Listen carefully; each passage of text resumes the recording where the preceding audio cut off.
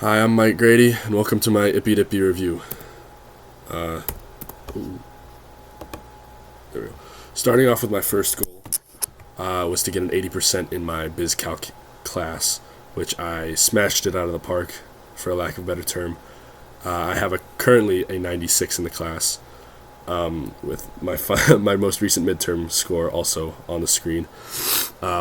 This goal has taught me to be career ready because it's given me so many different ways to study and look at a problem and refigure a problem as well. And a future goal that I can implement here is just to implement. It's to implement the study habits that I've received and been given, and to push that into my future career, my future classes, whatever else may be necessary. Next, my second goal was to connect with 3 businesses, and I smashed this out of the park in, I think, the first week. Not to toot my own horn, but all 3 of those business cards you see in the top right were from the career fairs.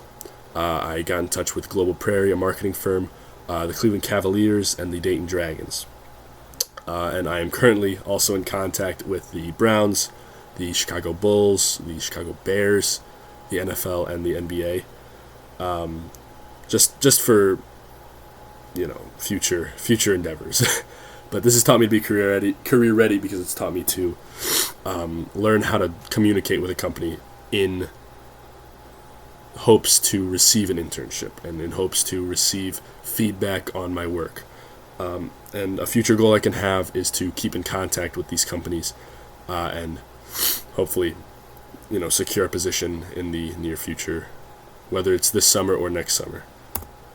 Then my third goal was to be an active member in both Mu Sigma Lambda, the sports fraternity I am in, and my Bible study. So this is half smashed out of the park, half not. As you can see in the top right, I did end up receiving a bid from MSL. Thankfully, and I have yet to miss a meet. We've had guest speakers, we've had professional development, and I have yet to miss a meeting. However, the Bible group, I ended up going to, I believe, 2 of the meetings and then leaving because I was doing a lot at that point in my life, and on top of classes, on top of the sports fraternity, on top of keeping a social aspect in my life, I wanted to leave some room for error. So I ended up dropping the Bible group, but both of these experiences have taught me to be career ready because of managing workload, managing my time, and also, of course, the skills I've learned in the business fraternity of like Apollo, LinkedIn, how to build a resume, Handshake, stuff like that. And a future goal for mine can just be to join more clubs, join more B-orgs, join more anything. I plan on rushing in this coming, I think January, February, whenever Rush is, I plan on joining a social fraternity on top of that also.